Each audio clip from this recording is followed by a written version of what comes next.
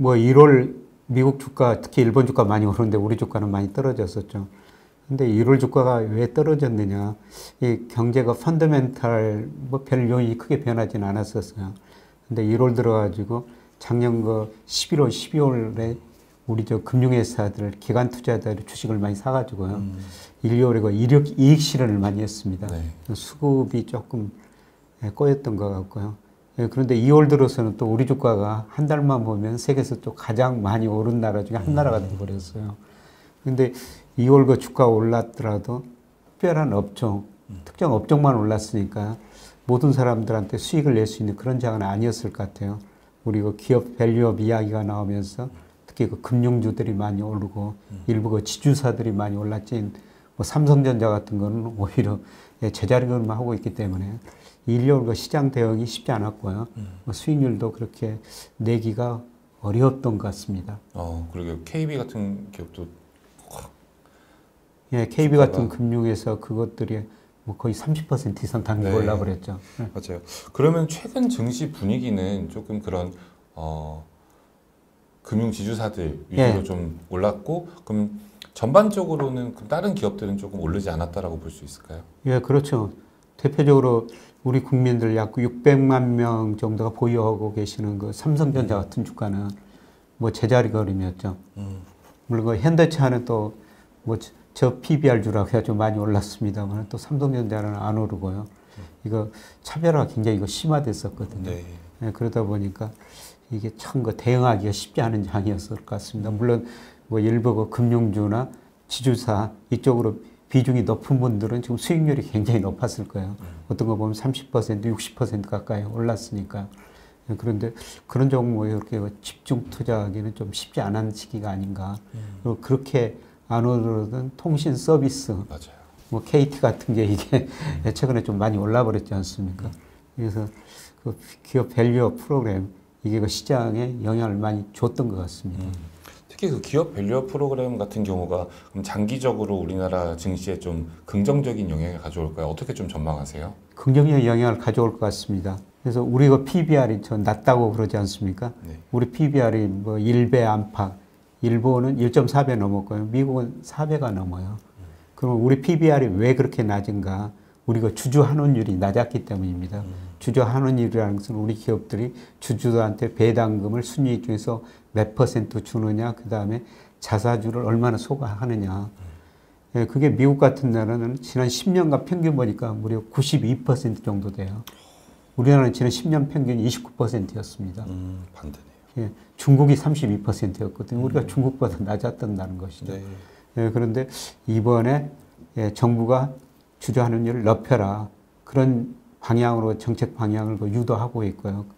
그 다음에 투자자들도 그걸 원하고 아마 기업들이 변하기만 하면 될 것 같습니다. 그런데 기업들이 그렇게 빨리 변하지는 않을 텐데요. 주주 환원율이 낮은 만큼 다른 나라하고 비교해서 올라갈 수밖에 없을 것 같습니다. 네. 중장기적으로 주가는 뭐 긍정적인 영향을 받을 수가 있는데요. 뭐 단기적인 영향입니다. 지금 많이 올라가지고 그 비중이 없는 분들은요. 뭐 지금이라도 그 주식을 사야 되느냐 이런 고민을 하실 수가 있는데 좀 멀리 보면 살 필요는 있어요. 사실 지금 올랐다고 하더라도 뭐 KB금융지주, 하나금융지주 이런 거 보니까요. PBR이 0.4, PR 5, 그 다음에 배당 수익률이 5% 넘거든요. 네. 제가 뭐 작년부터 뭐 이런 이야기를 드린 적이 있습니다. 은행에다 예금하시려면은 그 은행 주식을 사가지고 배당 맺는 게 나을 것 같습니다. 장기적으로는 앞으로도 금리 떨어지고 그런 식으로 유지가 될 텐데요. 근데 단기적으로 급반등을 했기 때문에 어느 정도 조정이 필요한 시기가 아닌가. 이번 조정 때 멀리 내다보고 계속 그 비중 늘려가시는 것은 바람직하다고 생각하고 있습니다. 그럼 방금 말씀 주신 이런 저PBR 관련주들 같은 경우는 좀 조정이 왔을 때 좀 담아도 장기적으로 괜찮다. 근데 저PBR 종목도 골라서 담아야 되죠. 어떤 좀 힌트가 있을까요? 밸류 트랩이라고 있는데 영원히 그 1 미만인 PBR이 1 미만인 종목들도 있을 수가 있거든요. 절대 넘지 않는. 그래서 우리가 PBR만 보는 게 아니라 ROE 같은 거, 그 다음에 그냥 단순하게 그 애널리스트들이 뭐 기업 분석 2, 3년 뭐 실적 전망치 같은 걸 해주거든요. 앞으로 매출액이 꾸준히 늘어나고 이익이 늘어날 수 있는가. PBR이 낮은 종목 중에서 그런 걸 고르시는 게 좋을 것 같습니다. 다 같이 올라가지는 않을 겁니다, 아마. 네, 잘 또 골라보실 네. 수 있으면 좋을 것 같고요. 다음에는 우리나라 코스피가 지금 1분기, 2분기 이제 가고 있는데 1분기, 2분기 동안에 좀 외부에서 받는 중대한 영향들이 있을지 우리는 좀 어떤 글로벌 이슈에 주목해야 될까요? 네, 글로벌 이슈라면 미국인데요. 좀 미국 주가가 많이 올랐지 않습니까? 네, 그런데 제가 올 2월 중후반 한 4월 무렵에는 미국 주가가 좀 조정을 보일 것이다. 네, 그러면서 미국 주가가 조정 보이면 아마 외국인들이 우리 주식을 지금까지는 많이 샀는데 어느 정도 팔 수밖에 없을 거예요. 그래서 미국 주가가 어떻게 되는가? 네, 그거는 미국 주가가 계속 가려면 소비가 계속 좋아야 되거든요. 네, 그런데 최근에 그 소비 증가세가 좀 둔화되는 조짐이 나타나고 있어요. 예를 들어서 1월 한 달 거 가지고 판단할 수 없습니다만은 소비를 판단하는 대표적인 지표 중에 하나가 소매 판매라는 게 있습니다. 네, 그런데 계절 요인도 있었습니다만은 1월 달에 전월비 0.8% 감소했어요. 미국 사람들이 그동안 소비를 너무 많이 하고 저축률이 낮아지고 실질연금 정체되고 그 다음에 금리가 올랐기 때문에 가계 이자 부담이 늘어나면서 소비가 계속 증가하기는 힘들 것 같거든요. 소비가 줄어들면 미국 기업 매출 줄어들고 이익 줄어들면서 미국 주가가 한번 조정을 거칠 수가 있습니다. 해외 부분에서는 그게 좀 부정적인 요인이고요. 그 다음에 중국은 그동안 우리 수출에도 계속 마이너스 요인으로 작용했고 우리 증시에도 마이너스 요인으로 작용했죠. 근데 중국이 최근에 지준율 인하하고 기준 시장 금리도 인하하고 있습니다만은 중국 측은 작년처럼 그렇게 부정적인 영향을 안 주고요. 올해는 오히려 중국이 우리 시장에 조금 더 긍정적인 영향을 줄 것 같습니다. 네.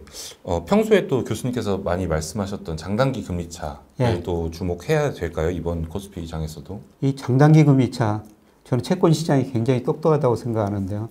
이 장단기 금리차가 앞으로 경기뿐만 아니라 우리 코스피도 한두 달 후를 설명을 해주거든요. 그래서 장단기 금리차라는 거는 뭐 장기 금리를 어떤 거로 사용하냐, 단기 금리를 어떤 거로 사용하느냐 그에 따른데요. 제가 모형으로 만든 것은 장기 금리는 10년 국고채 수익률입니다. 그 다음에 단기는 1년 국고채 수익률 차이인데요. 그게 확대되면은 앞으로 경기가 좋아진다는 거고요. 이게 축소되거나 마이너스로 떨어지면 앞으로 경기가 나빠진다는 겁니다. 그런데 그게 작년과 10월까지 꾸준히 확대되다가 작년 12월에 마이너스까지 떨어져 버렸어요. 그리고 시차가 한 1개월 정도 장단기 금리차가 코스피에 앞서는데 작년 12월에 장단기 금리차가 역전되고 1월 코스피가 많이 하락해 버렸거든요. 그런데 최근에 속도는 느리지만은 다시 그 정상화되고 있습니다. 10년 국채 수익률이 1년 국채 수익률보다 다시 높아지고 있다는 거죠. 그거는 주가가 반등할 수 있다. 1월에 약간 그 장단기 금리차가 정상화되는 쪽으로 플러스 쪽으로 돌아서면서 조금 확대됐는데요. 그래서 2월 주가도 올랐죠. 그런데 2월도 보니까 뭐 1월하고 거의 비슷한 수준이지만 그래도 조금은 확대되고 있습니다. 이런 거 보면은 뭐 3월 주가도 많이는 뭐 못 오르겠지만은 적어도 우리가 걱정할 수준 정도로 떨어지지는 않을 거라는 겁니다. 2개월 정도 선행한다고 하셨죠. 뭐 기간에 따라 다르지만 최근에는 한 1개월 정도 선행하는 모습이 나타나고 있습니다. 장단기 금리차를 빨리 확인해서 코스피의 좀 상방 하방을 예측할 수 있겠네요. 예, 그렇습니다. 교수님 그리고 이번 올해 2024년도 국내 증시가 박스권이라는 전망이 많은데 박스권도 종류가 다양하잖아요. 그래서 그냥 횡보를 하는지 아니면 좀 오르락 내리락 하면서 어떤 지지 구간과 그런 상방과 하방을 좀 지킬지 좀 예측되는 모델이 있으실까요? 작년 우리 코스피 평균이 2,500 정도 됐었거든요. 근데 올해는 작년보다 평균이 최소한 50포인트 정도는 올라갈 것 같습니다. 그래서 제가 작년 말에 올해 그 평균 코스피가 한 2,550 정도 될 것이다. 거기서 뭐 밑으로는 뭐 2,450까지도 떨어질 수 있고 위로는 그 2,750까지 갈 수 있다. 중요한 거는 우리 주가가 저평가 영역에 있기 때문에 하방보다는 상방으로 박스권이지만은 상방 수준에서 유지할 가능성이 더 높다는 거죠. 그래서 제가 뭐 구체적으로 뭐 매달 언제 오르고 뭐 언제 떨어질지 이건 알 수가 없습니다만은 뭐 2, 4월까지는 박스권 조정하다가 5월에서 8월까지는 박스권이 한 단계 올라가고 예, 그리고 미 대선 앞두고 잠시 조정을 보이다가 또 연말 내년 초 가면서는 오를 수 있다. 예, 그렇게 보고 있습니다. 아직 뭐 대세 상승 국면이 아니지만은 박스권이 계속 한 단계씩 올라가는 국면이다. 그렇게 보시면 될 것 같아요.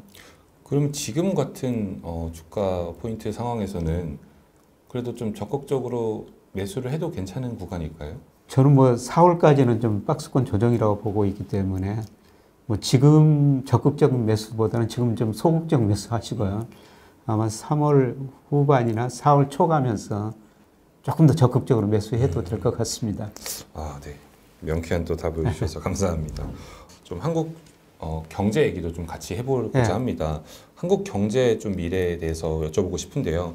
요즘 특히나 저성장, 저출산, 가계부채 이런 것들이 좀 문제가 많이 화두가 되고 있습니다. 계속 우리나라 경제는 앞으로의 미래가 조금 암울한 상황일까요? 구조적인 문제점은 좀 많죠.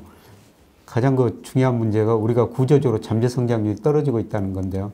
잠재 성장인 건 노동, 자본, 생산성을 고려했을 때 우리 경제가 성장할 수 있는 능력이에요. 1980년대 10%에서 97년 애한위기를 겪으면서 5%로 떨어졌고요. 지금 2% 안팎이거든요. 네, 그런데 특히 그 노동이 감소하면서 잠재 성장률이 한 2030년 가면 1% 초중반으로 떨어질 겁니다.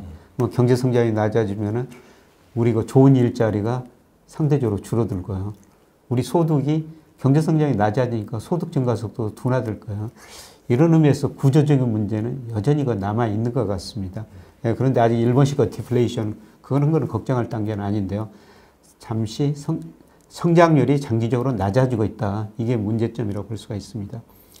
예, 그런데 저는 뭐 경제를 쳐다볼 때 이런 구조적인 문제만 생각하면요. 계속 우울한 이야기를 할 수밖에 없습니다. 예, 그런데 성장률이 장기적으로 낮아지더라도 낮아지는 과정에서도 올라갔다 내려갔다는 사이클이 있거든요. 그 사이클상으로 단기 사이클상으로 보면은 올해하고 내년에는 경기 확장 국면이라는 겁니다. 예, 특히 그 선행지수가 앞으로 경기를 예측해 주는데요. 우리나라 통계청에서 발표하는 선행지수 순환변동치가 작년 4월을 저점으로 계속 올라오고 있어요. 예, 그래서 경제 성장은 많이 올라가지는 않겠지만은 예, 그래도 수출 중심으로 현재는 경기 확장 국면이다. 그래서 우리가 경제를 볼 때 늙어 구조적인 문제만 보면은 뭐 굉장히 비관적인 이야기를 할 수밖에 없죠. 예, 그런 구조적인 문제 가운데도 언제나 단기 사이클이 있으니까 예, 사이클까지 같이 보시는 게 좋은데요. 그 사이클로 보면은 현재는 확장 국면 초기에 접어들었다. 이렇게 보시면 더 좋을 것 같습니다. 또 사람들이 제일 궁금해했던 것 같은데 저도 여기서 좀 궁금증이 풀리는 것 같아요. 경제는 안 좋다. 예. 한국 경제 위험에 빠졌다. 예. 근데 주가는 상방이 조금 더 열려 있다. 예. 그러니까 사실 좀 앞뒤가 안 맞는데 방금 말씀하신 걸 들으니까 예. 선행지수 순환변동치를 봤을 예. 때 충분히 올해와 내년에는 또 주가가 오를 수 있을 만큼의 성장을 예. 할 수 있다. 예, 그렇습니다. 그리고 가장 중요한 거는 우리 주가가 지금 잠재 성장률이 낮아지고 있지만 그거에 비해서 코스피가 저평가되어 있다는 거죠. 아, 그럼에도 불구하고. 예, 제가 명목 GDP 올해가 3.7%, 그게 낙관적인 전망은 아니거든요. 뭐 실질 GDP 2.1이고 그 다음에 물가가 그만큼 오르기 때문에 올해 3.1%는 실질하고 물가 상승을 더하면 그 정도는 나올 거예요. 그 정도 나오면 우리 코스피 적정 주가가 올 연말에 3,120 정도 나오거든요. 지금 2,600 안팎이니까 우리 코스피가 저평가됐다는 겁니다. 그래서 제자리 가는 과정에서 오를 수가 있다는 겁니다. 그럼 방금 말씀 마지막 주셨는데 앞에서 저PBR 관련된 네. 흐름도 말씀 주셨고 그럼 올해 만약에 올해부터 내년까지 적정 주가를 좀 찾아가서 3,000대까지 가까운 코스피가 상승세를 보인다라면은 어떠한 좀 산업이 이 상승을 좀 이끌지 또 궁금합니다. 예, 주가가 뭐 지금처럼 그 조정을 보일 때는 저PR주, 뭐 통신주 이런 것들이 오르죠. 예, 그런데 저는 5월에서 뭐 8월 사이에 주가가 한 단계 더 야가리라고 보고 있습니다. 예, 그때는 지금 기본적으로 경기 확장 국면이니까 경기 확장 국면에서는 경기 관련주가 더 많이 오르거든요. 예, 대표적으로 경기 관련주라는 것은 반도체죠. 네. 전기전자. 네. 아마 5월, 8월 무렵에는 이런 것들이 한 단계가 더 야가지 않을까. 네. 그리고 경기 관련주가 뭐 화학업종일 수도 있고요. 철강업종일 수도 있습니다. 근데 과거 경기 확장 국면에서 보면은 뭐 전기전자, 그다음에 화학, 철강업종 이런 것들이 예, 많이 오르거든요.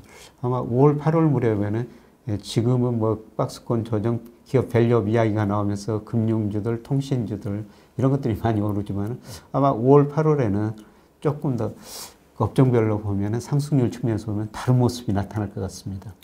네. 마지막에 또 큰 힌트를 주셨어요. 구체적인 또 기업명 같은 거는 언급이 좀 조심스러우니까 네, 또 공부해 보시면서 또 힌트를 찾아보면 좋을 것 같습니다. 네, 교수님 이어서 금리 또 얘기 안 할 수가 없는데요. 현재 연준이 3월 금리 인하할 가능성은 일단은 부정을 한 것 같습니다. 그래서 한 5, 6월쯤 좀 낮추지 않을까 이런 전망이 많아졌는데 교수님께서는 좀 어떻게 전망하시나요? 예, 저도 뭐 금리 인상 시점을 좀 빨리 봤습니다만은 1월 고용이 발표되면서 3월에서 4월로 옮겼고요.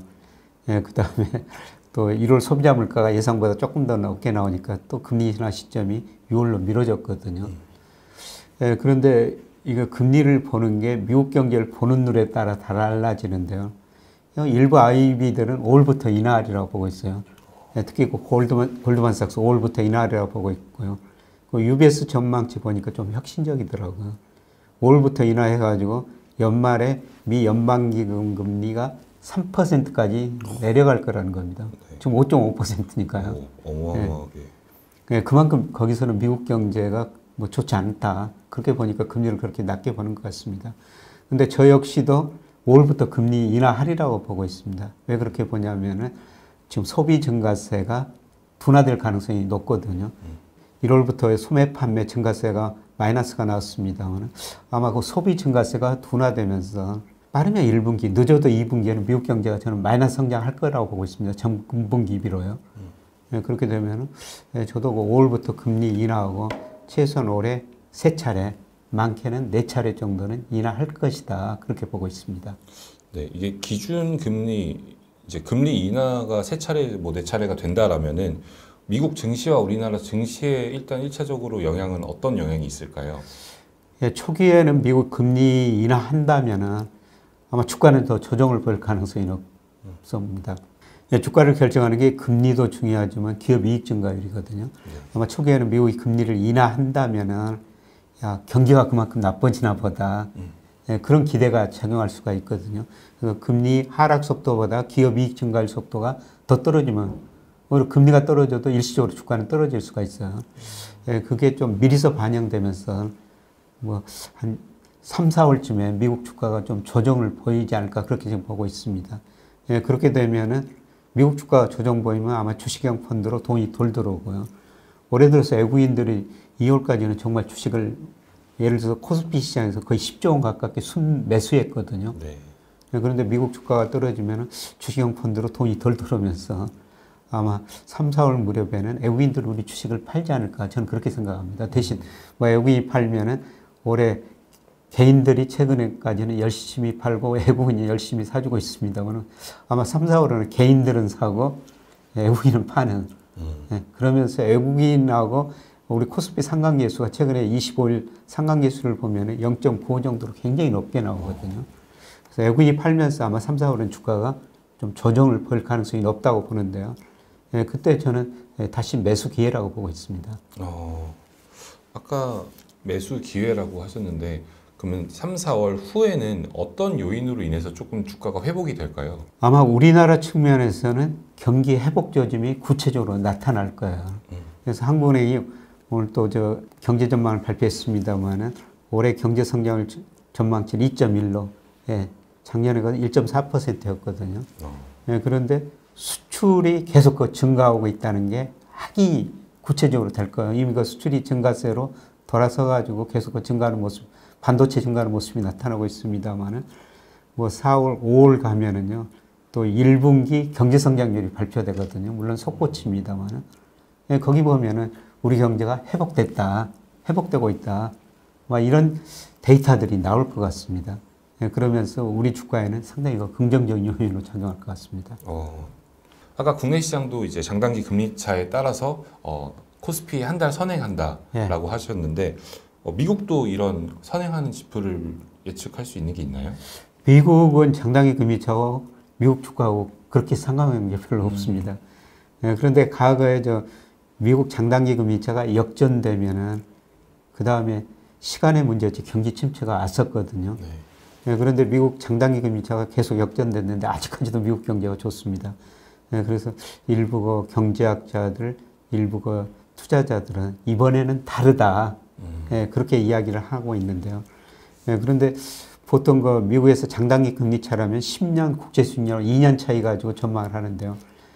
제가 미국 경제 성장률은 미국 경제 지표 예측해 보면은 10년하고 3개월짜리가 설명력이 더 높거든요.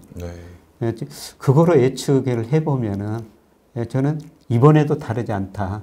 이번에도 역시 경기 침체가 올 것이다. 그렇게 보고 있고요. 빠르면 1분기, 늦어도 2분기에는 미국 경제가 마이너스 성장할 거라고 보고 있습니다. 그게 이제 마이너스 폭이 크냐, 적냐, 이 문제일 뿐. 저는 장단기 금리차가 이번에도 틀리지 않았을 것이다. 그거는 조금 더 하반기까지 지켜봐야 되겠는데요. 아마 2분기부터는 장단기 금리차가 이번에도 또 맞았다. 이런 진단들이 나올 것 같습니다. 그렇죠. 미국제 장단기 금리차가 역전된 후에는 경기 침체는 꼭 왔다. 이번에도 다르지는 않다. 그렇습니다. 네, 알겠습니다. 금리 얘기를 하니까 저희가 또 채권 얘기 안 할 수 없습니다. 금리가 이제 앞으로 조금 인하될 가능성이 있다는 것은 지금 채권에 좀 투자를 하면은 앞으로 수익을 얻을 수 있는. 그렇습니다. 그래서 제가 작년 하반기부터 시간의 문제지 금리는 떨어질 수밖에 없다. 우리 금리도 미국 금리도 장기 적정 수준보다는 높다는 것이죠. 그래서 작년 하반기부터 채권 사십시오. 계속 그렇게 말씀을 드렸죠. 그런데 예를 들어 우리 그 10년 국제 수익률이 4.6%까지 올랐던 게 3.2%까지 떨어졌어요. 사실 장기 국채를 사셨다면 지금 큰 돈을 버신 겁니다. 그리고 지금 3.2%에서 10년 우리 국채 수익률이 3.5%까지 올랐고요. 미국은 5% 잠깐 넘었다가 3.8%까지 떨어졌다가 10년 국채 수익률입니다. 지금 다시 4.3%까지 올라갔는데요. 여기서 조금 더 올라갈 여지는 있습니다. 근데 시간이 가면은 미국 경제 성장률 낮아지고 특히 물가 상승률이 낮아질 수밖에 없다는 겁니다. 그렇게 되면은 금리는 떨어질 수밖에 없죠. 그래서 이번 단기 금리 상승 국면에 저는 채권을 적극적으로 매수하셔야 된다. 이렇게 말씀을 드릴 수가 있고요. 그럼 채권에서도 듀레이션이 짧고 긴 게 있는데 이런 시국에서는 어떠한 채권을 사는 게 좋을까요? 만기가 긴 거 사야 되죠. 금리가 떨어진 시기에는 만기가 긴 것, 그거 채권 가격이 더 많이 오르거든요. 그것까지 다 합쳐가지고 곱하기. 그렇죠. 그래서 예를 들어가지고 저 같은 경우는 30년짜리 샀어요.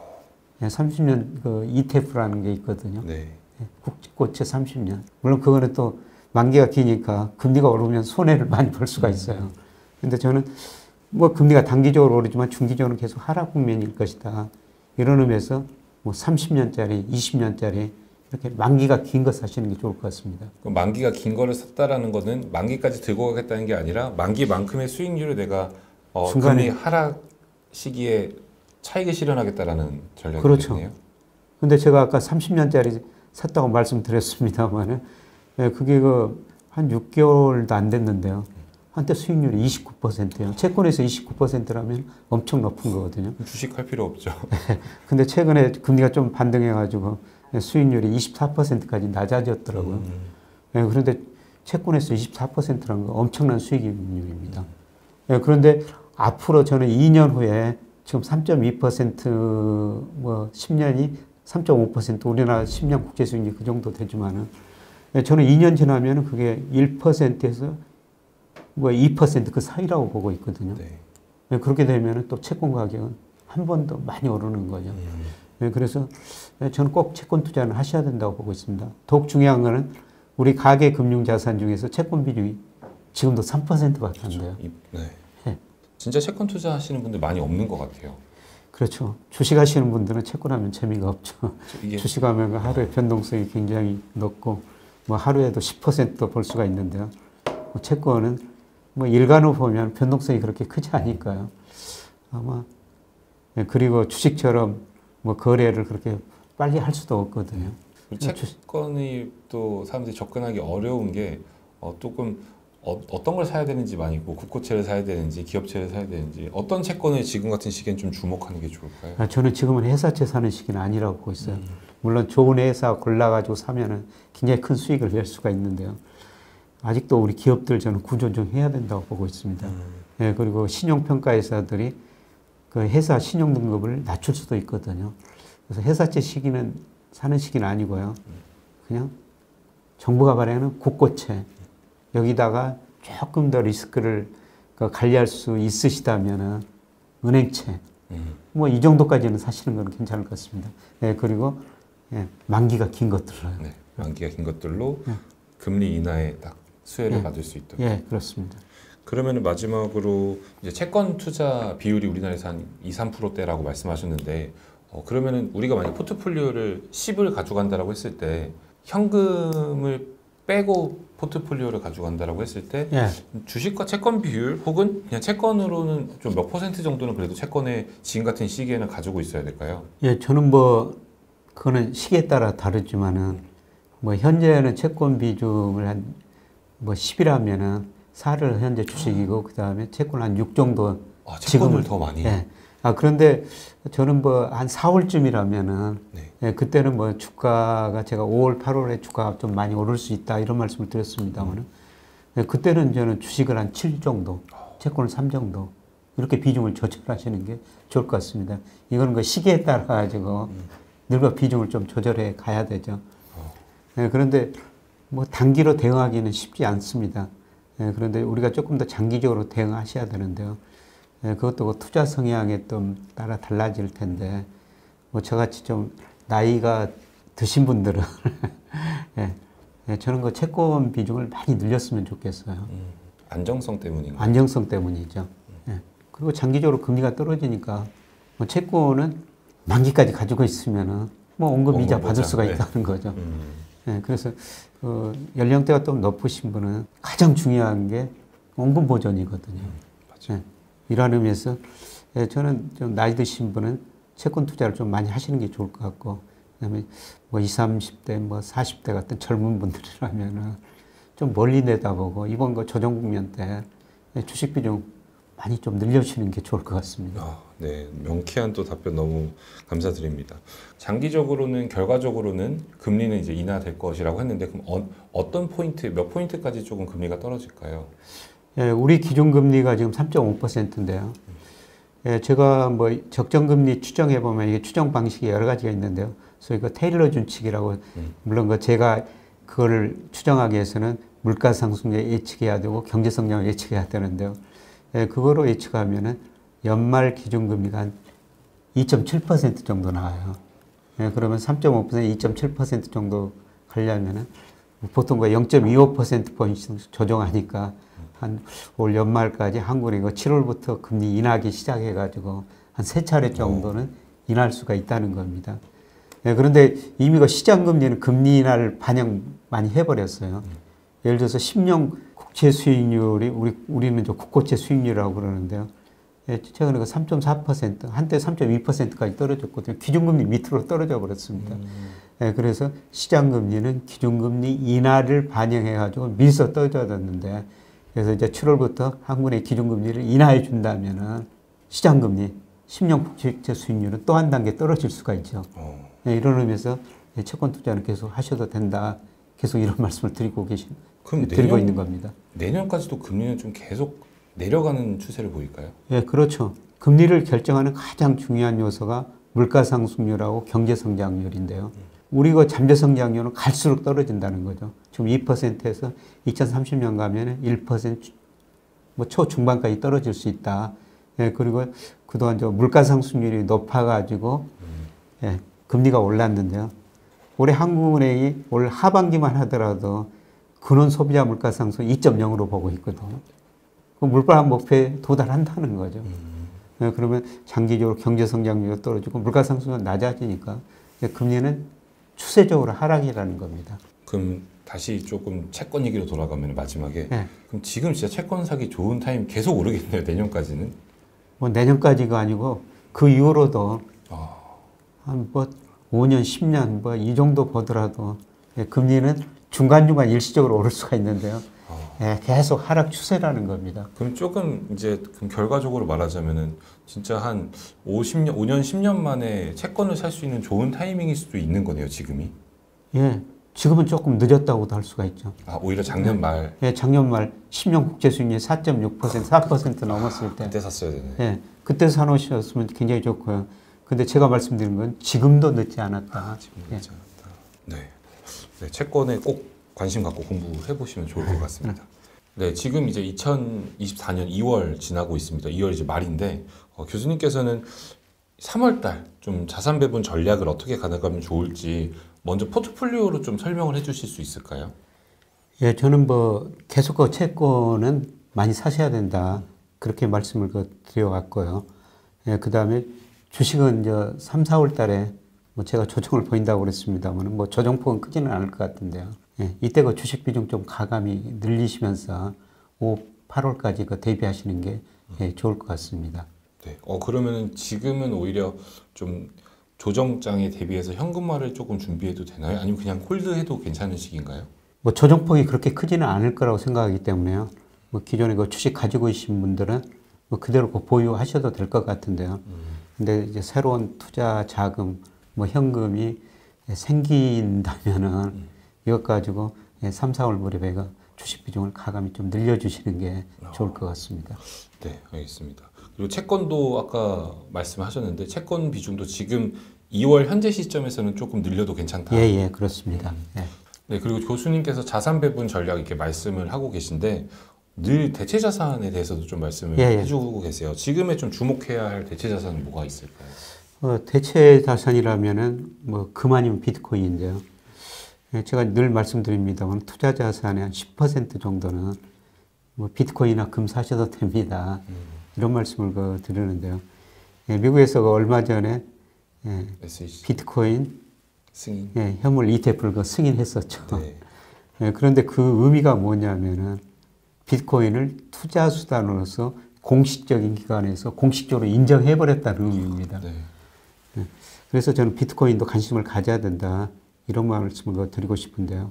근데 제가 비트코인 가격 결정 요인 보니까 미 달러 지수하고 미 국채 수익률이에요. 미 달러 지수가 떨어지거나 미 국채 수익률이 떨어지면은 비트코인 가격이나 금 가격이 오르거든요. 예, 그런데 지금 달러 지수가 약간 강세를 보이고 있습니다만 2022년 10월에 114까지 갔었어요. 거기에 비하면 낮은 거라죠. 예, 저는 2020년 10월 114를 정점으로 달러 지수가 하락 과정이라고 보고 있습니다. 그거는 미국의 정부 부채가 너무 많고 대순부채가 너무 많거든요. 이런 것 때문에 미국 달러 지수가 장기적으로 하락할 수밖에 없다.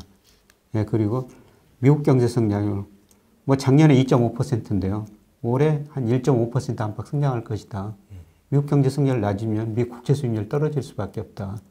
예, 그래서 저는 뭐 비트코인 가격 올라가리라고 보고 있습니다. 이게 달러 지수와 연동이 된다고 하는데 그러면은 달러에 대한 불안감을 좀 이런 대체 자산들이 흡수하고 있는 걸까요? 예, 그렇죠. 그 비트코인이라는 게 2009년에 등장했거든요. 예, 저는 왜 하필 그 비트코인이 2009년에 등장했을까? 예, 그거는 2008년 미국에서 위기가 오고요. 2009년 미국 경제가 마이너스 성장했어요. 그러니까 과거처럼 미 달러, 미국 경제를 못 믿겠다. 뭐 여러 가지 요인이 있지만 그런 의미에서 비트코인이 등장했다고 보고 있거든요. 예, 그리고 장기적으로 보면은 그 중앙은행이 외환을 보유하고 있는데 달러 비중 계속 줄이고 있어요. 예를 들어서 2000년에 예, 주요 외환 중에서 달러 비중이 71%였는데 작년에 보니까 59%로 줄어들었거든요. 이런 이유들로 우리가 비트코인들은 앞으로 좀 더 상승 요인이 있다. 예, 저는 뭐 중장기로 상승할 거라고 보고 있고요. 그러면 이제 10% 비중이라고 하셨는데 10% 정도는 리스크를 져도 괜찮다. 예, 그렇습니다. 위험 자산이잖아요. 예, 위험 자산이죠. 비트코인 가격 변동 심하고요. 그다음 하루 종일 거래되고 뭐 토요일, 일요일도 거래되죠. 이것 가지고 있으면은 뭐 주말도 편히 못 쉬죠. 그런 의미에서 10%인데요. 그래서 10% 말씀드리는 거는 장기적으로 오를 것이다. 예, 그리고 우리나라에서 지금 정치권에서도 지금 논의가 되고 있거든요. 지금 여야 이렇게 국회의원들을 보니까 우리도 비트코인 ETF 만들어야 된다. 예, 그런데 정책당국 금융위원회에서는 아직 시기상조다. 이런 의견을 나타내고 있는데요. 미국 거에서 승인했다는 겁니다. 예, 그런 거는 저는 추세라고 보고 있거든요. 예, 우리나라도 머지않아 저는 미국 같은 추세가 우리나라에서 나타날 거로 보고 있습니다. 네. 이렇게 대체자산에 대한 투자도 좀 포트폴리오 안에 넣으면 좋을 것 같습니다. 지금 이제 중장기적으로는 금리가 인하할 것으로 말씀을 주셨고 전망을 하시고 계셔서 앞에서 좀 나온 얘기긴 하지만 여기서 다시 한번 다루자면은 채권 투자에 대한 관심도가 지금 좀 극대화되고 있는 것 같아요. 예. 사실상은 교수님 말씀대로라면은 작년에 좀 더 주목했어야 되는데 예. 지금도 여전히 채권 투자에도 좋은 시기일까요? 예, 여전히 이거 좋은 시기라고 생각하고 있고요. 그러니까 우선 그 미국 보면은 미국의 자연 이자율 뭐 몇 퍼센트 추정하는 방법에 따라 다르지만은 저는 미국의 2.2% 안팎이라고 보고 있고요. 우리도 2% 안팎이라고 보고 있습니다. 그러면 시간이 가면은 2% 안팎으로 금리가 떨어진다는 거죠. 시간의 문제라는 거죠. 그래서 뭐 저는 뭐 채권 투자 조금 더 높을 때 사셨으면 좋겠습니다만은 지금도 늦지 않은 시기다. 채권 투자는 꼭 하셔야 된다. 이런 말씀을 드리고 싶고요. 그리고 계속 말씀드립니다만 우리 가계 금융자산 중에서 현금 및 예금 비중이 47%고요. 채권 비중 3%밖에 안 돼요. 저는 은행에 돈 맡기시려면은 그 돈 일부 가지고 채권 사시는 게 훨씬 더 나을 것 같다. 은행금 금리는 예를 들어서 요새가 보통 3.5% 안팎인데 뭐 2년짜리, 3년짜리 들어도 그 3.5%는 변하지 않거든요. 근데 금리가 떨어지면은 채권은 가격이 오른다는 겁니다. 은행 정기금리는 가격은 안 오르는데 채권은 가격이 오른다는 겁니다. 금리가 높을 때 사면은 가격이 내릴 때 예, 그렇습니다. 상승으로 또 차익을 누릴 수도 있는데 플러스 이자도 주고. 예, 그렇습니다. 네. 아까도 말씀 주셨지만 그럼 결과적으로는 지금은 듀레이션, 그러니까 기간이 긴 채권을 사라. 예, 그렇습니다. 그래서 뭐 30년짜리, 20년짜리 정부가 발행하는 국채 정도요. 이게 주가를 또 말씀을 해야 되는데 3, 4월 정도에는 이제 주식 비중을 좀 늘릴 수 있는 좋은 시기가 올 수 있다라고 말씀하셨는데 교수님께서 그러면 3, 4월에 주가가 조금 짧은 기간이지만 조정을 말씀하시는 근거는 좀 어떻게 될까요? 예, 그거는 아마 저는 계속 제가 말씀드린 거는 미국 쪽에서 실물 충격이다. 지금 미국 주가가 명목 GDP, 산업생산, 소매, 판매, 고용, 뭐 M2 이런 거에 비하면 가대평가됐거든요. 예, 그런데 소비가 줄어들 것이다. 그래서 1월 소매 판매가 지금 줄어드는 조짐이 나타나고 있습니다만 소비가 줄어들면은 기업 매출 줄어들고 기업 이익 줄어들고 기업 경영 CEO 입장에서는 고용을 줄일 거라는 겁니다. 예, 그래서 그런 거 실물 충격이 나타나면서 미국 주가가 조정을 보이고 외국인들이 우리 주식을 팔고 우리 주가도 같이 조정을 보일 거라는 거죠. 물론 우리 주가는 저평가됐으니까 미국 주가처럼 그렇게 하락률은 크지 않을 거예요. 예, 그런데 방향은 같다는 것입니다. 이제 미국과 나스닥 지수가 5천이 넘어가지고 역사상 최고치를 기록했습니다만 한 단계 더 야가기 위해서는 한 번에 그 진통의 시간이 필요한 것 같습니다. 네, 그게 여파로 우리나라도 3월에서 4월에는 잠깐의 조정 정도는 있을 그렇습니다. 수 있다. 그리고 그때가 오히려는 기회일 수도 있다. 예, 그렇습니다. 네. 그리고 늘 말씀하세요. 주가가 결국 제자리로 찾아갈 거다. 예. 현재는 계속 저평가 구간이라고 보시는 거죠? 그렇습니다. 그래서 제가 저평가를 판단할 때 명목 GDP 가지고 평가하는데요. 제가 앞 시간에도 말씀드렸습니다만 올해 명목 GDP 3.7% 성장한다면 우리가 적정 코스피가 3,120이라는 거죠. 예, 그리고 M2 가지고 평가를 해보더라도요. 코스피 시가총액이 한 10% 정도 저평가 영역에 있어요. 네. 그래서 뭐 실물, 명목 GDP나 그 다음에 금융, 유동성, M2 가지고 평가해도 저평가 영역이 있다는 겁니다. 시간이 가면은 제자리 오르고 제자리 가고 또 시간이 지나면 어떤 때는 적정 수준보다 고평가. 2000년, 20년, 2021년처럼 고평가 될 수도 있다는 겁니다. 근데 중요한 건 지금은 저평가 영역이 있다는 겁니다. 그리고 요즘 그래서 교수님께 꼬리표처럼 좀 싫어하시는 꼬리표처럼 달려다녔던 그 닥터두비라는 단어가 요즘 싹 들어갔어요. 네, 왜냐면 요즘 교수님께서는 좀 더 긍정적이고 희망적인 얘기를 대중분들 좋으라고 하시는 게 아니라 그냥 정확하게 저평가니까. 예. 저는 뭐 증권회사 다니면서도요. 뭐 회사 방침하고 다른 이야기를 그냥 제 모델 가지고 가대평가 됐으면 가대평가 됐습니다. 예, 저평가됐으면 저평가됐습니다. 모델 가지고 데이터 가지고 이야기하는 겁니다. 예. 그게 되게 심플한 거죠. 저평가됐으면 사도 괜찮은 거고, 그렇죠. 고평가됐으면 좀 팔아야 되는 거고. 예, 그렇습니다. 아, 네. 그래서 제가 2021년에는 코스피 3,300, 예, 네. 뭐 이렇게 갔을 때는 2,100까지 고평가됐습니다. 가신다고? 뭐 주식비중 줄여야 됩니다.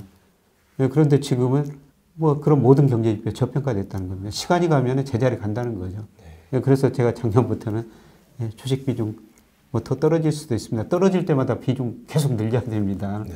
이런 말씀을 드리고 있는 겁니다. 맞아요. 아, 교수님 덕분에 또 많은 분들이 도움 받고 있는 것 같습니다. 또 그래서 이런 경제 지표들 교수님께서 하는 전망이 또 데이터에 근거해서 또 주간 단위로도 나오고 있는데 예. 지금 그 김영익의 오피셜 스터디 클럽에서 또 함께 해주시고 계시죠. 예, 예. 그렇습니다. 그 오피셜 스터디라고 거기서 같이 저 공부를 하고 있는데요. 예, 거기서는 제가 뭐 주간 경제라고 만들어가지고 예, 그 주 그 다음 주에 발표됐던 경제 지표 의미가 뭐고 앞으로 어떻게 될 것인가. 그다음에 주시장 연결하죠. 예, 그다음에 뭐 금리, 환율, 주가 정말 그 전망하기가 쉽지 않습니다만은 예, 그런 거 전망치도 제시하고요. 예, 그다음에 어떤 경제 지표, 예를 들어서 오늘 우리 방송 녹화하고 온 날 한국은행에서 기준금리를 발표했는데 동결이라고 발표했는데 이 동결 의미가 뭐고 또 앞으로는 어떻게 될 것인가. 예, 그리고 그랬을 때 우리가 자산 배분을 어떻게 해야 될 것인가. 예, 특히 금리는 채권 투자하고 면밀하게 연결된 거거든요. 그러니까 채권을 어떤 식으로 예, 비중을 조절해야 될 것인가. 예, 경제 지표가 발표될 때마다 이런 걸 속보 형식으로 지금 말씀을 드리고 있습니다. 그럼 앞으로 이제 우리나라 주식시장 같은 경우는 박스권을 유지하겠지만 좀 상방이 열려 있는 박스권으로 예. 제자리를 좀 찾아갈 수 있다. 예, 그렇습니다. 네. 그리고 미국 주식은 AI 버블, 예. AI 혁명에 예, 아직까지는 모르겠으나 예. 그 버블의 단계가 있어서 좀 주의해야 될 필요는 있다. 예, 단기적으로 너무 좀 추세에서 많이 벗어났다는 겁니다. 네. 그래서 뭐 장기적으로 AI 혁명은 맞을 것 같은 맞습니다. 예, 그러나 아직까지는 그게 90년대 중반 IT 혁명처럼 예, 그게 미국 경제 생산성을 통해 아주 전반적으로 영향을 줄지는 미지수다. 그럼 가장 주목해서 봐야 되는 게 생산성인가요? 노동 생산성이죠. 노동 생산성. 예, 그게 근데 분기별로 발표가 돼요. 그러면- 조금 월별로 발표되면 조금 더 쉽게 접근할 수가 있는데요. 아.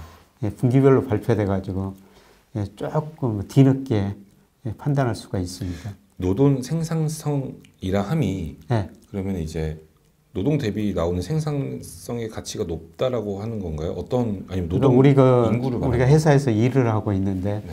같은 시간에 훨씬 더 많은 걸 생산한다는 아, 겁니다. 뭔가 한 사람이 하나를 만들었던 게 한 사람이 이제 두 개를 만들 수 있다. 예, 그러면 그게 그렇습니다. 노동 생산성이 높아졌다. 그렇죠, 그럼. 예, 아, 근데 지금 AI 혁명에서는 또 AI가 또 일도 하고 있어요. 그렇죠. 사람들을 그러니까- 자르더라고요 또. 그러면은 그 회사 순이익이 높아지는 그럴 거 수도 아닌가요? 있죠. 그래서 IT의 혁명이라는 것은 뭐냐면은 예를 들어서 우리가 인터넷이 생기고 좋은 거 컴퓨터 같은 거 계산 성능이 굉장히 높아지는 걸 만들어가지고 우리가 일하는데 더 빨리 하게끔 했거든요. 네, 속도를. 예, 근데 AI라는 것은 결국 우리 인간을 대체하는 거예요. 아니, 노동력을 대체해 예, 버리는. 노동력을 대체할 수가 있는 최종 목표는. 그럼 이게 단기간에 노동 생산성은 높일 수 있겠지만 장기간으로는 또 고용에 대한 문제를 창출할 수도 있겠네요. 예, 고용 문제 창출할 수가 있죠. 예, 그래서 AI 관련 거 연구하시는 분들이 고용 문제도 좀 걱정하고 있고요. 예, 심지어는 AI가 잘못 판단해가지고 뭐 세계가 굉장히 어려운 상황에 예, 돌입할 수도 있다. 그다음에 어떤 거 AI 미래학자들은 AI가 이상한 질병을 만들어가지고 퍼뜨릴 수도 있다. 인구 조절 같은 거 하려고. 예, 그런 여러 가지 그 AI에 대해서는 지금 분명히 AI 쪽으로 가고는 있는데요. 학습해야 예, 될 게 그게 많아요. 예, 어떤 방향으로 갈지는 어떤 식으로 생산성을 증가시킬지는 예, 그거는 좀 시간이 걸려봐야 될 문제라는 겁니다. 그럼 알겠습니다. 우리 투자자분들께서도 이런 AI 관련해서는 노동 생산성에 대해서도 계속 좀 체킹을 하시면 좋을 것 같고 또 처음에 도입부에 말씀하셨던 대체 자산 10% 정도는 금이나 비트코인, 특히나 이제 비트코인 가격은 이제 달러 지수와 연동이 되는데 앞으로도 상승할 여력이 충분히 더 있다라고 말씀하셨습니다. 그 부분도 함께 주목해 보면 좋을 것 같습니다. 교수님의 견해가 좀 가장 빠르게 궁금하신 분들은 네, 오피셜 스터디 클럽 네, 가입하셔도 좋을 것 같습니다. 해당 영상 고정 댓글로 네, 바로 신청하실 수 있고요. 네, 이어서 미국 대선 얘기를 좀 해보겠습니다. 먼저 미국 대선이 이제 올해 있는데 트럼프가 당선될 때 미중 무역 전쟁, 미중 무역 갈등이 더 심화될 거라는 예측이 많습니다. 또 그렇게 되면은 우리나라 국방비 증액에도 좀 증액이 필요할 수 있어서 우리나라에도 좀 악영향이 될 수 있을 것 같다라고 하는데 만약이지만 트럼프가 당선이 된다면 한국 경제와 증시에 좀 미칠 영향을 좀 어떻게 보시나요? 뭐 긍정적인 요인보다는 부정적인 요인이 더 많겠죠. 말씀하셨습니다만은 당장 그 트럼프가 대통령 되면은 우리한테 국방비 증액을 요구할 겁니다. 얼마 전에도 유럽에서 국방비 진출이 주요 국가에서 낮다. 낮은 나라는 러시아하고 공경해도 괜찮다. 이런 거 극단적인 발언을 트럼프가 했지 않습니까? 네. 뭐 그런 식으로 우리나라에도 그대로 적용이 될 거예요. 우리나라한테 당장 국방비 증액해라. 이런 요구가 들어올 것 같고요. 그 다음에 보호무역은 더 강화될 것 같습니다. 네. 우리나라가 자유무역으로 가장 큰 혜택을 본 나라 중에 하나인데요. 보호무역 되면은 그만큼 우리 수출이 좀 위축될 수밖에 없고요. 그 다음에 중국과 관계 이것도 좀 악화될 가능성이 높습니다. 그리고 대만 문제 이런 것도 지속적으로 남아 있고요. 아마 이런 것들이 반영되면서 제가 가지고 있는 모델은 미국 대선 앞두고 주가가 좀 조정을 보이는 모습이 나타나고 있거든요. 9월, 10월 정도. 예, 9월, 10월 정도. 네. 예, 미리서 조금 조정을 보일 것 같습니다. 그런데 뭐 트럼프가 되든지 누가 되든지 그 뒤에는 미리서 조정을 보였기 때문에 다시 오를 수가 있을 텐데요. 아마 9월, 10월 무렵에는 그게 뭐 8월 말부터 시작될 수가 있습니다. 특히 저는 9월, 10월이라고 보고 있는데요. 이 무렵에는 조금 그 리스크 관리를 하시면서 현금을 조금 보유하고 계시면서 상황 지켜보시는 게 좋을 것 같습니다. 그러면은 이런 리스크를 미리 좀 대응하려면은 9월, 10월 전에 조금 현금 확보를 하고 실제로 대선을 앞두고 조정이 왔을 때는 장기적으로 조금 더 올라갈 테니 좀 주식을 더 담아도 되는 시기가 9월, 10월이 오히려 될 수 있겠네요. 예, 그렇습니다. 그때 뭐 현금을 많이 가지고 계시다면 주식을 또 싸게 살 수 있는 기회라고 생각하고 있고요. 근데 그 사이클 뭐 구체적으로 오를 제가 정말 말씀드리기는 그렇습니다만 네. 예, 제가 뭐 5월, 8월에는 앞서 우리 주가가 좋을 것이다. 그러나 그때 조금 더 비중을 줄여놨다가 현금으로 보유하고 계시면은 또 주식을 조금 더 싸게 살 수 있는. 물론 저는 뭐 장기 투자 올 12월까지 내년까지 계속 그 투자하신다고 장기 투자를 보시면은 그냥 9월, 10월 뭐 그렇게 긴 기간은 아니거든요. 버티면 견디면 된다 이렇게 말씀을 드릴 수가 있는데요. 그래도 조금 더 뭐 자산 배분 측면에서 비중을 조금 늘렸다 줄였다 하면은 뭐 연말 가가지고 수익률 차이가 조금 있을 수가 있거든요. 네. 그러면 그때 조금 8월 말쯤에 현금 비중을 조금 늘려놓으면은 조금 더 싸게 또 주식을 살 수 있고 연말 수익률이 조금 더 높아지지 않을까 그렇게 생각합니다. 네, 교수님께서 이렇게 전망해 주시는 것들에 대해서는 데이터에 근거해서 전망을 해주시고 데이터가 기본적인 게 바뀔 수 있다 보니까 전망도 역시 바뀔 수 있는 거잖아요. 예, 그렇죠. 뭐 그달 제가 뭐 물가도 예측하고 그다음에 우리가 코스피의 중요한 일평균 수출 금액 같은 거 예측하는데요. 실제치하고 예측치하고 차이가 날 수가 있죠. 예, 그렇게 차이가 나면 그만큼 주가가 그걸 조정해 가고요. 또 차이가 나면은 제가 최근 데이터를 넣어가지고 모델을 다시 수정하게 되거든요. 그런데 뭐 예측 오차가 크지 않으면 그 모델을 그냥 사용하는데요. 근데 예측 오차가 크다면은 모델이 잘못된 거죠. 그러면은 모델을 전면적으로 수정하는 경우도 있습니다. 그래서 그 미 연준 의장, 파월 연준 의장도 기자들이 뭐 금리 언제 내릴 거냐 이렇게 물어보면은 나는 데이터가 이야기해 주는 대로 하겠다. 그렇게 이야기하더라고요. 그래서 그 데이터 디펜던트, 데이터 의존이다. 이런 거 단어들이 많이 나오고 있습니다만 뭐 모든 정책 뭐 의사결정 일어날 때 데이터를 보고 이야기할 수밖에 없죠. 그래서 예를 들어서 오늘 또가 한국은행 총재가 기준금리 동결을 하면서 하반기에 금리를 내릴 거냐 이런 거 질문이 나왔을 때 5월까지 데이터를 봐야 되겠다. 그래서 5월 데이터가 6월 초에 발표되거든요. 6월 중순 뭐 산업생산 6월 말에 발표됩니다만 7월에 금통위가 다시 열리니까 5월 데이터까지 보면은 금리를 내려야 될지 말아야 될지 나온다는 것이죠. 그래서 앞으로 계속 그 데이터를 지켜봐야 되고요. 제가 하는 일은 매월 그 데이터, 뭐 제가 예측하고 그 다음에 예측 오차가 얼마나 있고 그걸 가지고 그 주가를 전망하는데 그런 것들을 계속 그 유튜브나 특히 그 오피셜 스타디에서는 계속 그 속보 형식으로 말씀을 드리고 있습니다. 네. 그래서 교수님께서 이렇게 데이터에 근거해서 의거하여서 전망하시는 게 계속 일치할 때도 있지만 데이터가 바뀌기 때문에 네. 변동이 될 수 있어서 네. 이런 것들은 속보식으로 또 들으시고 싶고 가장 빨리 듣고 싶으신 분들은 네, 오피셜 네. 멤버십 스터디 가입하셔도 좋을 것 같습니다. 이어서 좀 질문을 더 드리고자 합니다. 그 이제 중국 경제 얘기가 또 나왔는데 트럼프 대선에 관련해서 현재 중국 경제는 단독적으로는 좀 어떻게 보고 계신지, 또 많은 분들이 뭐 3, 40년 호황 끝났다, 경제 성장률 막 7% 끝났다 이렇게 말하는데 앞으로도 좀 중국 경제의 미래는 조금 부정적인 견해가 있으실까요? 네, 그동안 지난 30년 동안 중국 경제가 거의 10% 가깝게 성장을 했거든요. 뭐 역사에 별로 유례가 없는 고성장이었습니다. 이런 고성장 시대는 완전히 끝난 거죠. 특히 2008년 미국에서 위기가 오고 2009년 세계 경제가 마이너스, 미국 경제 중심으로 마이너스 성장했는데요. 중국은 그때 9 내지 10% 성장한 겁니다. 근데 중국 성장 내용을 보면 중국 기업들, 특히 건설 관련 기업들이 엄청나게 투자를 해가지고 9 내지 10% 성장했거든요. 그런데 수요가 못 따르니까 중국 기업이 부실해지고 특히 건설 관련 기업 부실해지고 은행이 부실해지고 있죠. 그래서 이거를 구조조정을 우리 97년 외환위기 때처럼 단기 해고 그냥 구조조정 해놓으면은 중국 경제가 질적 안정성장 국면에 들어서면서 자산 가격이 많이 오를 수가 있는데요. 근데 중국은 구조조정 속도가 굉장히 느리죠. 네. 그래서 앞으로 구조조정하는 과정에서 자랴 4 내지 5% 성장할 거예요. 고성장 시대는 지났다는 거죠. 그런데 중국이 극단적인 2기로 갈 것인가? 그거는 아니라는 것입니다. 4 내지 5% 고성장에서 중성장으로 가는 과정에서 그 진통쯤이지.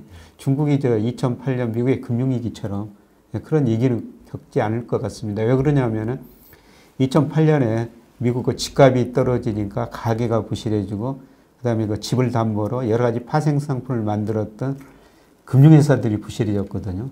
그래서 미국은 실물하고 금융하고 연결이 굉장히 강해요. 실물이 부실해지면 금융이 부실해지고 금융이 부실해지면 실물도 같이 부실해지는데요. 중국은 그 정도 아니라는 겁니다. 실물하고 금융하고 미국하고 그렇게 연관관계가 그렇게 높지 않아요. 그래서 중국이 그 극단적인 위기까지는 안 가고 있고요. 그리고 중국이 어떻게 하면 지금 계속 그 경기를 조금 부양해 볼까. 재정정책도 그러고 지금 통화정책 측면에서는 금리 인하하고 있거든요. 이런 걸 볼 때 중국 경제가 뭐 극단적인 위기다, 침체 그 정도는 안 갈 것 같습니다. 그러면 오히려 지금 사람들이 좀 중국 경제 막 위기다. 예. 그리고 오히려 미국은 노 랜딩. 그리고 그런데 교수님께서 좀 보시는 시선이 다른 것 같네요. 예, 그렇죠. 미국 경제는 좀 굉장히 그 긍정적인 이야기들만 많이 나오는데 현재 경제가 좋기 때문입니다. 그런데 제가 미국 경제를 보면서 최근에 매그니피션트 7이라고 그래가지고 M7 기업. M7 기업 그것들 엄청 주가 많이 오르죠. 그게 또 AI 혁명 때문에 그런다고 그러거든요. 그게 90년대 중반에 IT 혁명하고 비슷한 효과가 있을 것인가? 그거는 제가 아직 판단을 못 하겠어요. 그런데 90년대 중반 미국에서 IT 혁명이 있으면서요. 모든 산업 기업의 생산성이 증가해 버리죠. 그래서 미국의 노동 생산성 증가율이 1980년에서 95년까지는 연평균 1.5%였어요. 근데 96년에서 2000년까지는요. 2.9%. 거의 2배나 올라가 버리죠. 그러니까 생산성이 증가하니까 미국 경제가 고성장 저물가를 동시에 달성합니다. 그래서 신경제 골디락스 이코노미라고 그랬고요. 이때 주시장이 엄청난 호황을 보였죠. 특히 나스닥 시장에서 엄청난 거품이 발생했는데요. 근데 이번 AI 혁명이 과연 그때처럼 미국의 생산성을 증가시킬 것인가? 그거는 제가 아직 판단을 못 하겠어요. 근데 최근까지 미국 생산성 통계 보니까요. 작년에 미국의 노동 생산성 증가율이 1.4%로 전혀 아직까지는 나타나지 않고 있거든요. 조금 더 지켜봐야 될 것 같습니다만은 AI 혁명이 주식시장이 조금 가대평가되지 않느냐. 그리고 조정을 보이고 있다. 예, 그리고 저는 그 주식시장에서 거의 뭐 88년에 증권회사 들어가가지고 좀 오랫동안 지켜보고 있는데요. 일반적인 생각하고 반대되는 시각을 가져야 됩니다. 다들 미국, 일본 좋다고 할 때요.